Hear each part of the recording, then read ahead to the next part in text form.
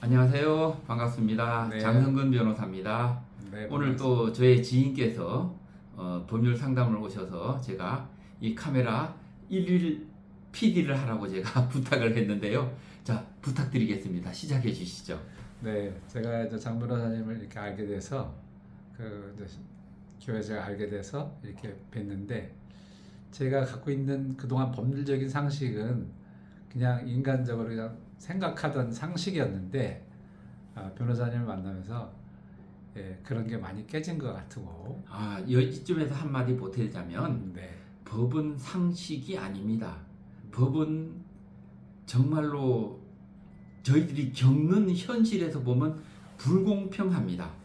이길 사건이 지고 질 사건이 이기게 됩니다. 어떤 경우든 열심히 하다 보면 때로는 이 상식을 벗어난 일이 많은 거죠.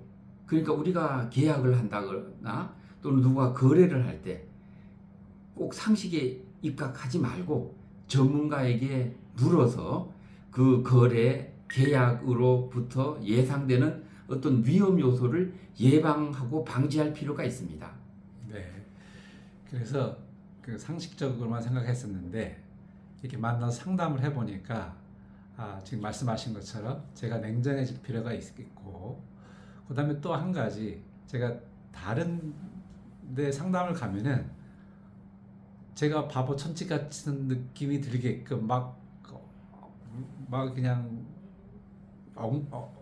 뭐라 그럴까 무식해서 그런 것처럼 막 큰 소리를 치니까 왜 그렇게 했어 왜 그렇게 했어요 그러니까 답답해니까 제가 상담에다 주눅이 들고 상담할 거를 안 하게 되고 그냥 나오게 되는 경우가 있더라고요. 그래서 오늘 변호사님을 만나니까 그런 것들이 바쁘시겠지만서도 앞으로도 그 사람들이 오죽하면 당했겠어요. 저 같은 사람들이. 그렇죠. 예.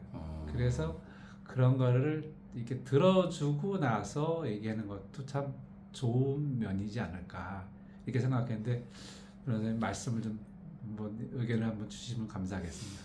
변호사도 일종의 서비스업이라고 할 수 있는데요. 네, 정말 때로는 답답한 분들 많습니다. 네, 때로는 때려주고 싶은 사람도 있어요. 네, 정말 나쁜 짓을 했으면 반성하고 상대방에게 좀 미안한 마음이라도 가져야 하는데 정말 그렇지 않은 사람들이 있습니다. 뭐 유튜브나 또는 방송에 나오는 그런 뻔뻔스러운 사람들이 있거든요. 네, 그러면 그 변호사도 사실은 좀 절제력이 필요하죠. 네. 그런데 가끔씩 오늘이 금요일 오후죠. 네, 그럼 일주일에 스트레스가 쫙 밀려옵니다. 그러면 짜증나요. 예. 네, 그럴 때라든지 아니면은 또 뭐 부부싸움을 했을 때라든지 네, 또는 돈에 쪼달렸을 때 네, 또는 내가 열심히 한 재판이 전혀 뜻하지 않게 패소가 났는데 그때 상담이 오면 이 변호사도 그 속마음이나 얼굴 표정을 숨길 수 없죠. 인간이니까. 네. 그게 면회온 사람에게 전가돼서 그런 경우가 있는데요. 재판 때도 그런 경우 있어요. 제가 재판을 이제 법정에서 기다리면서 내 앞전 사건들을 재판하고 있는데 판사님이 마구 윽박지르는 거예요. 네. 보니까 그분은 이제 행정기관의 공무원으로서 소송 수행자인데 일반 민원인들에게는 이 판사님이 함부로 대할 수는 없으니까 좀 그 사건에서 조금 이렇게 다른 사람과 달리 조금 거친 표현을 하는 경우가 있는데요. 우리 변호사들도 의뢰인에 따라서 차별하는 예가 좀 있긴 있습니다. 그 솔직히 말씀드리면은요.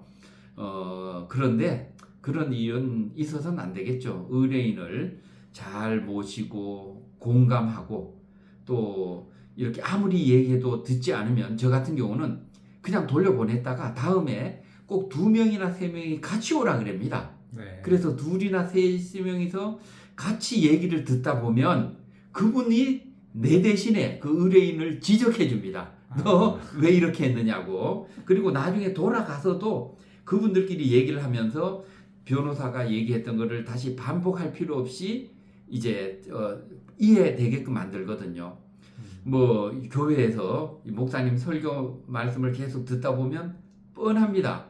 용서하라, 사랑하라, 관용을 베풀으라 뭐 이런 얘기를 계속 끝도 없이 반복하니까 우리가 설교하지 말으라 그렇게 하는 거 아닙니까? 저도 의뢰인에게 오늘 했던 얘기를요 다음에 또 합니다 계속해서 이해될 때까지 할 겁니다. 그런데 두 분, 세 분이 오게 되면요 제가 5번 얘기할 거 한 2번 얘기해 주면 이해를 하게 되고요, 또 변호사가 겪는 고충, 갈등, 또 뭐랄까 이 사실은 모든 사건이 애매하거든요. 이길지 질지 오히려 변호사가 더 불안합니다. 그런 가운데 의뢰인은 이긴다, 진다 분명히 얘기하라고 하는데 이기면 이길 수 있으면 맡기겠다고 하는데 사실 우리가 의사가 환자 치료할 때 최선을 다할 뿐이거든요. 요 가까운 이 빈센트 병원이 있는데 거기 보면은 치료는 이제 하늘에서 한다 이거예요. 의사는 최선을 다하고 양쪽에서 이쪽 원고 피고 고소인과 피고소인 양쪽의 변호사가 각각 최선을 다할 뿐입니다. 그러면 정말로 우리가 여러 경기에서 유도나 태권도, 복싱에서 정말로 판정하기가 어려운 50대 50의 백중세가 있을 수 있거든요. 그러면은 때로는 잘한 사람이 패할 때가 있고요, 못한 사람이 이길 때도 있습니다. 축구 경기도 공은 둥그니까 해봐야 안다고 하지 않습니까? 우리 여러 가지 분쟁의 해결 방법에 있어서도 정말 최선을 다하다 보면 하늘이 감동한다. 지성이면 감천이고 하늘은 스스로 돕는 자를 돕는다라는 그런 속담이 재판에서도 적용되는 사례가 있습니다. 오늘 오셔가지고 제 말보를 이래 터주셔서 감사드리고요. 네.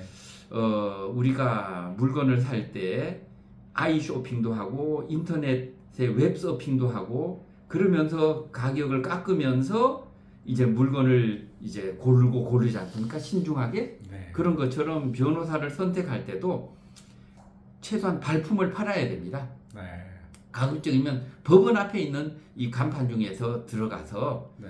변호사와 직접 상담하시고요. 네. 또 바로 옆 사무실을 또 가보십시오. 문을 두드리시고 뭐 상담료를 달라 그러면 그냥 나오면 됩니다. 예, 상담료를 받는 데도 있고 안 받는 데도 있는데 그렇게 해서 변호사 여러 명을 이렇게 상담을 해서 비교를 해보고 변호사를 선택하는 게 좋습니다. 왜냐하면 일단 선임료가 일단 좀 싸지 않잖아요. 목돈이 들어가게 되고 일을 처리하면 최소한 1년 정도 걸리는 장기간의 일이니까 급하게 그 사무실에 가서 당장 마치 이제 오늘 선임하지 않으면 큰일 났듯이 얘기하는 경우가 있거든요. 일단은 나오셔야 됩니다. 그리고 한참 생각해 보시고 친구들에게도 물어보고요. 그리고 대한민국은 뜸을 들이고 숙성을 시켜야 됩니다. 기다려야 됩니다. 하루나 이틀 이후에 변호사를 선임하시는 것이 좋습니다. 뭐 그냥 이렇게 얘기됐는데 뭐 어떻게 또 더 할까요? 네, 됐습니다. 됐나요? 아니, 네. 감사합니다. 그럼 아니, 꺼줘야죠. 네, 어떻게 꺼야 되나 파워를. 네. 예.